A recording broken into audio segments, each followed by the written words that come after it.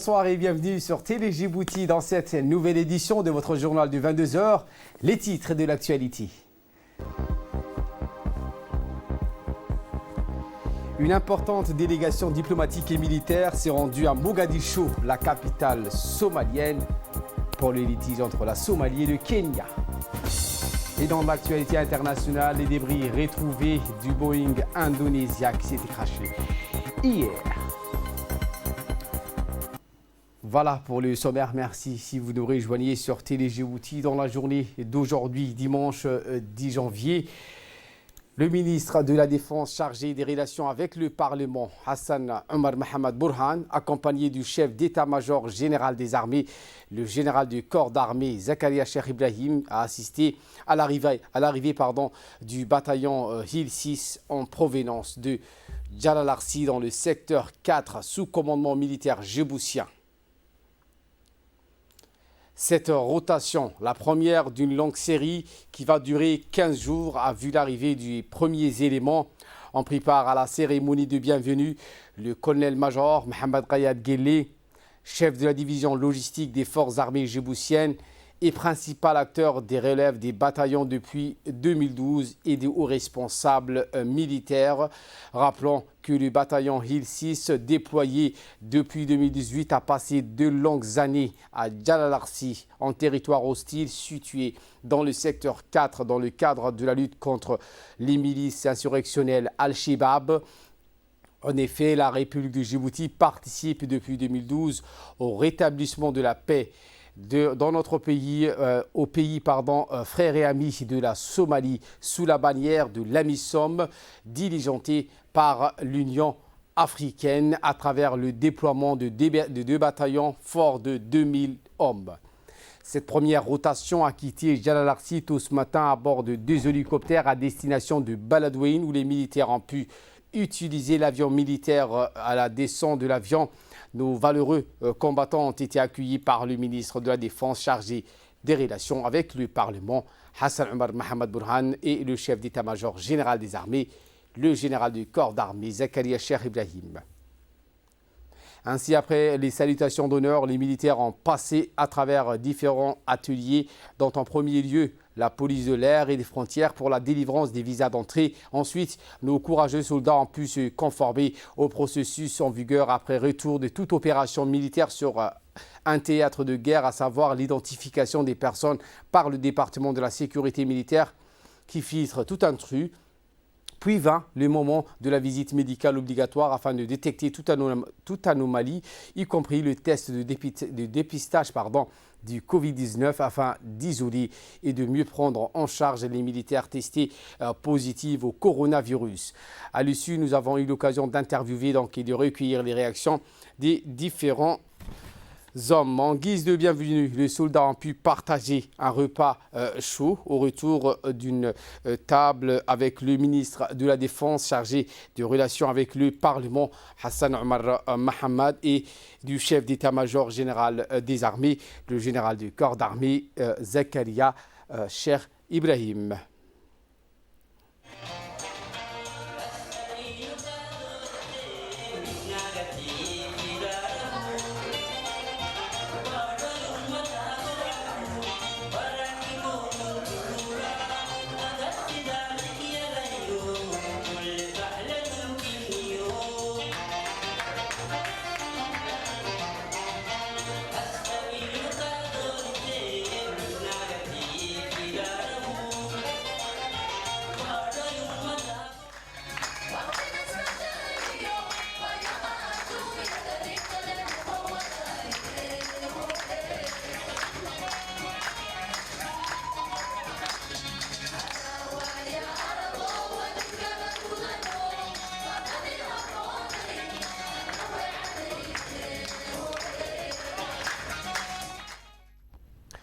Dans la continuité de la journée d'aujourd'hui, le bataillon Hill 8 s'est envolé à bord de l'avion militaire, le MA-60, en direction de Djalalarsi dans le secteur 4 sous commandement militaire djiboutien en territoire hostile. Ils ont donc pu relever le bataillon Hill 6. Il est à noter que dans le cadre de la mission africaine sous la bannière AMISOM, Djibouti déploie 2 bataillons de 2000 hommes pour rétablir une paix durable en Somalie. Arrivé en 2016 à Djalalarsi, le bataillon Hill 6 est parvenu au terme de son mandat et doit être relevé. C'est dans cette optique que le bataillon Hill 8 a été mis sur place après une formation continue de 12 mois à Mariama, en territoire national, dans le cadre des préparatifs opérationnels. Le bataillon Hill 8, enrichi d'une expérience considérable, s'est apprêté à relever le bataillon Hill 6. À l'occasion de leur départ, le ministre de la Défense chargé des relations avec le Parlement, Hassan Omar Mohamed, et le chef d'état-major général des armées, le général de corps d'armée, Zakaria Cheikh Ibrahim, accompagné d'une forte délégation militaire et de hauts responsables, étaient présents sur le tarmac de l'aéroport international de Djibouti pour les souhaiter une totale réussite dans leur mission. C'était aussi l'occasion de leur délivrer l'ultime message de la part du chef d'état-major général des armées, le général de corps d'armée, Zakaria Cheikh Ibrahim.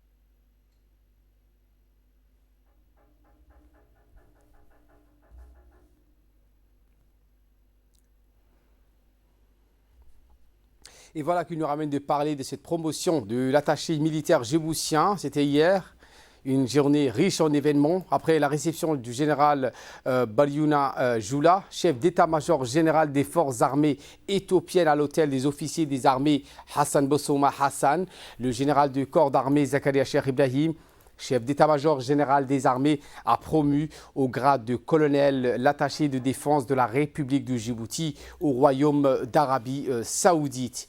Le lieutenant-colonel Ali Ismail Igal, par décret présidentiel en date du 30 décembre 2020, cette récompense dûment méritée a été attribuée en récompense du travail remarquable réalisé par le lieutenant-colonel Ali Ismail Igal, attaché de défense de la République du Djibouti au Royaume d'Arabie Saoudite.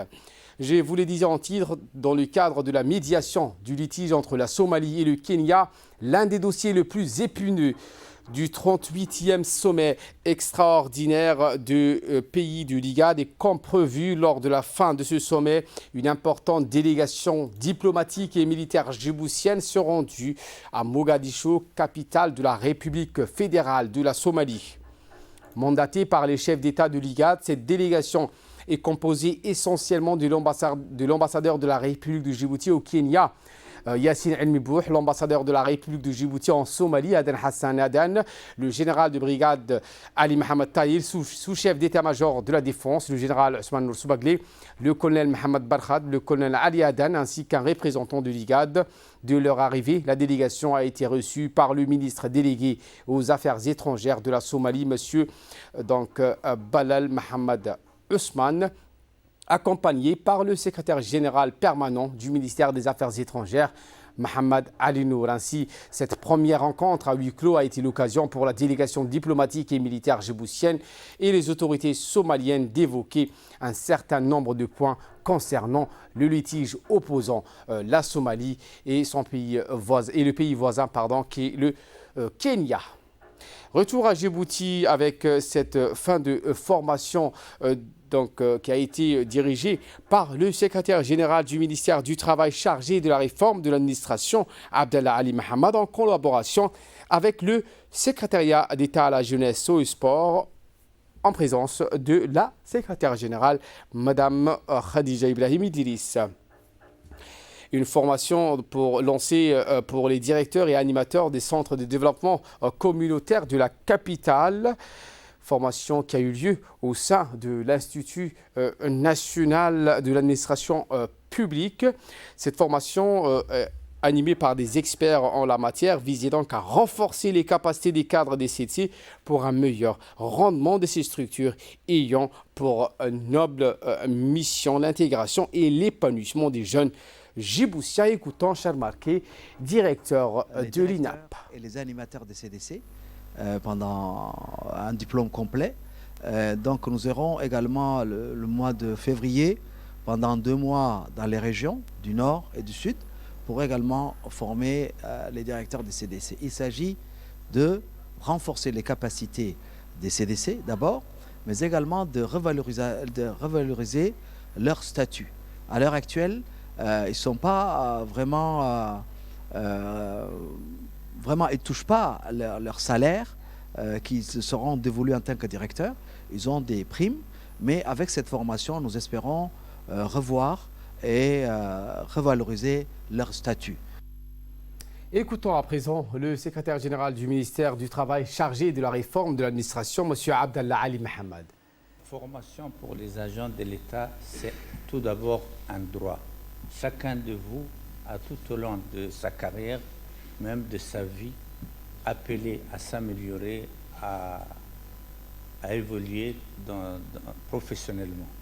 C'est par la formation et c'est un droit avant tout pour tous les agents de l'État. Cette formation concerne les cadres, les directeurs et animateurs de CDC, c'est-à-dire l'espace de vie pour la jeunesse.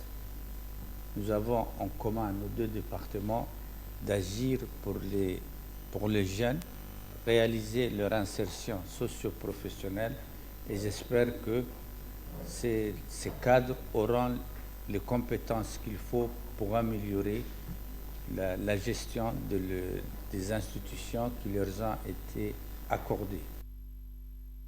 Et de là, donc, nous passons aux nouvelles du monde. Aucun signal provenant de l'appareil a été détecté. Il s'agit de la Boeing de l'Indonesian Airlines.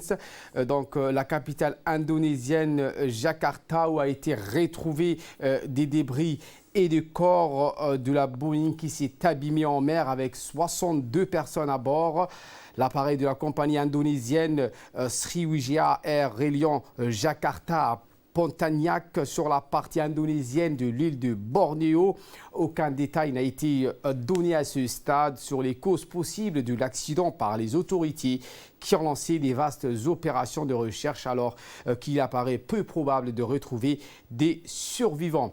Il s'agit du premier incident aérien majeur en Indonésie depuis le crash d'un Boeing 737 MAX de la compagnie Lion Air qui avait fait 189 victimes en 2018. L'avion de Sriwijaya n'appartient toutefois pas à la nouvelle génération controversée du Boeing 737 MAX. Voilà pour l'essentiel de ce 22h. Merci à vous de nous avoir suivis et très bon suivi des programmes sur Télé Djibouti.